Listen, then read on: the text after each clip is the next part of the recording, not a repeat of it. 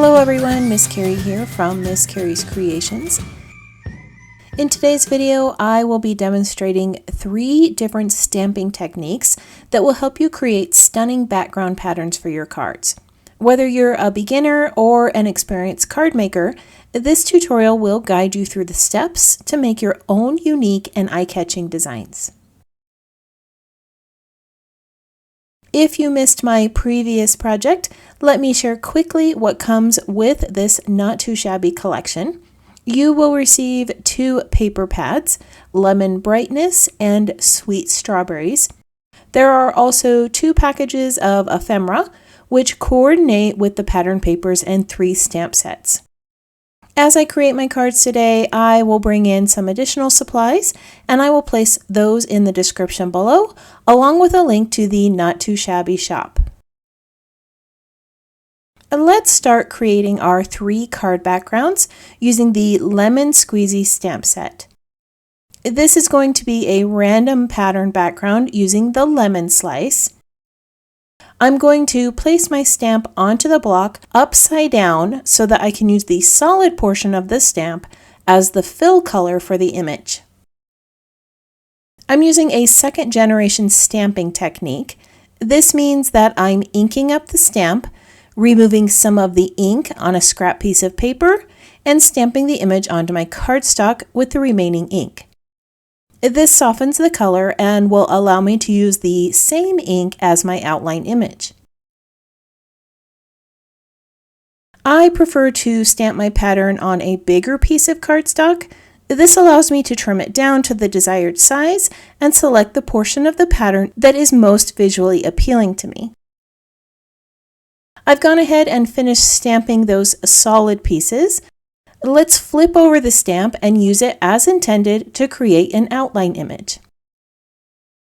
We'll be using the ink at full strength to create the stamped lemon slices. You'll notice that the tone-on-tone color scheme still stands out even against the circular image, thanks to that second generation stamping technique. These images could also be used to create other fruit slices. I think a mix of lemons, limes, and oranges would make a really cute card background or scrapbook page design. Alright, let's take a look at that lovely pattern we created.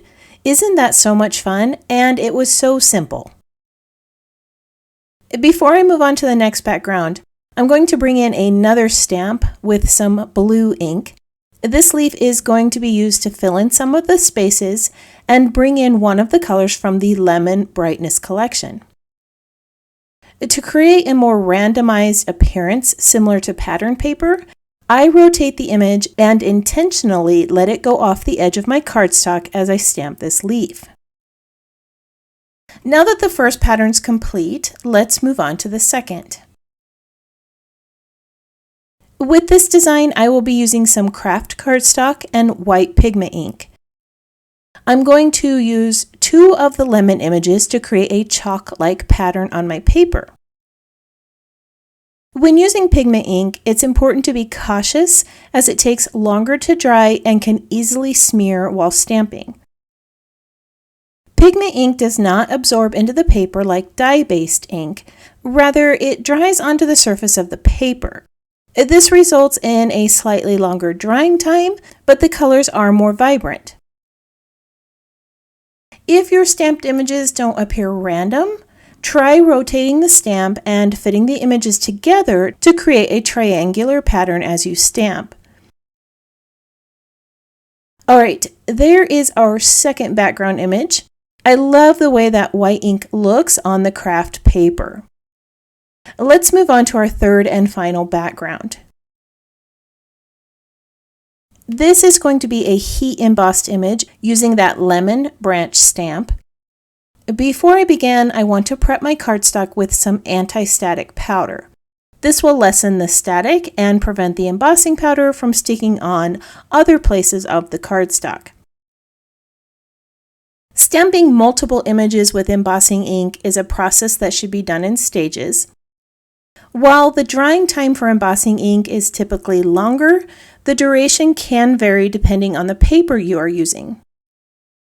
To ensure that the embossing powder adheres to the ink before it dries, it's best to stamp a few images, add some powder, and repeat. This process not only guarantees that the powder will stick, but it also allows for better visibility of the images as you add more to your design. As I continue to stamp the images on this background, I would love it if you tap that subscribe button and let me know that you're new here. If you're already a subscriber, let me know that you're enjoying today's video by tapping that thumbs up icon or commenting below. I always love knowing which technique you're going to try on your next project. Alright, now that all the images have been added, we can heat this with a heat tool.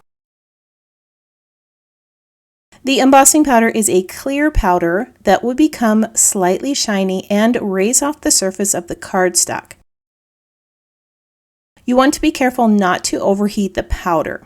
Doing so will result in the loss of shine and the image will become less crisp. Now at this point, you can add some ink or paint to the background to bring in some color. The embossing powder will resist the medium you add and create a lovely white design. For this project, I'm going to keep it simple and let that raised image speak for itself. Now it's time to take these 3 backgrounds and create our cards. Here are the pieces that I will be using for the first card. This is the background we created using both sides of the stamp and this second generation stamping technique.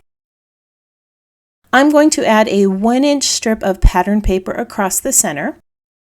Then I'll wrap some yellow and white twine around the pattern strip for some added texture.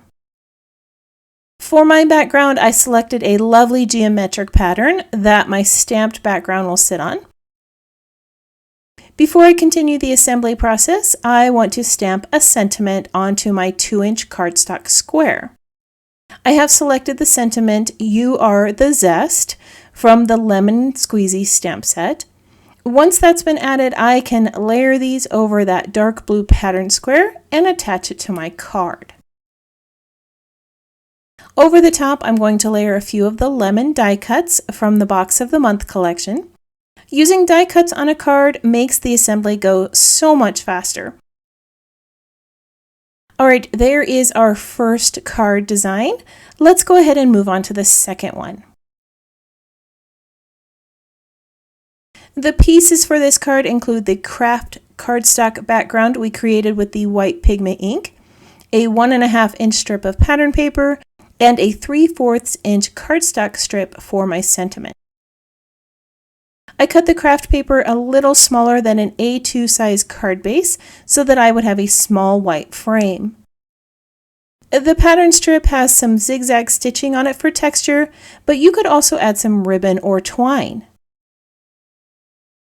The die cuts I chose consist of a bundle of sunflowers and butterflies, a larger lemon, and a small lemon wedge. All of these are part of that Box of the Month die cut collection. I'm just going to pop these up on some foam tape to create a nice layered embellishment. For my sentiment, I'm going to stamp "Hello Summer" in black ink. This is another sentiment in the Lemon Squeezy collection, which is the only stamp set we have used today. I'm going to cut a little chevron into the right side of the sentiment strip, and then I'll tuck it under the die cut layers. That one was really simple to put together. Let's go ahead and take a look at what we'll need for the third card. This is the embossed background image that was created with clear embossing ink. I mentioned earlier that you could use some ink over the top if you wanted to, and here's what that would look like. The powder resists the ink and creates a lovely design. As I said, I'm leaving mine as is because I like the elegance of the design the powder created on this cardstock. Around the base, I am wrapping some yellow and white twine. Once that's secured in place, I'll adhere it to the center of the dark blue pattern paper from the Lemon Brightness paper pack. On the right side of the card, I'm going to layer a 3" by 2" piece of chevron pattern paper over some of the darker blue pattern paper. I did add a little stitching to this also because I love the way it brings so much to a card design. For my sentiment, I'm going to stamp the word sweet multiple times on a 1/2" piece of white cardstock.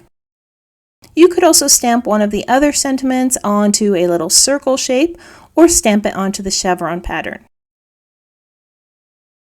The die cuts I selected include a larger lemon, a leaf, and a small lemon wedge. One of the ways to bring more dimension to your cards is by layering flowers or leaves behind your images. This collection has quite a few single leaf pieces that would be perfect for this. After attaching the die cuts to the card, I just cut a few chevrons into the ends of the sentiment and attached it below the layered images. Alright, let's go ahead and take a look at all 3 cards we created today. The first card was created using 2nd generation stamping. I showed you how to use the back of your stamp as a filler and how to create a random pattern on your background. The second card is rather striking with that white pigment ink background. It looks so much like pattern paper, doesn't it? Can you believe how simple that was to create? The final card is such an elegant piece with the clear embossed images in the background. Again, you can add color to this with paint or ink, or just leave it as is like I did. All 3 of these card designs were created with a random stamped background pattern. Each technique is very simple and creates a striking design for your card making projects. By using random stamped background patterns, you can create beautiful card designs with ease. I hope that all of these projects inspire you today.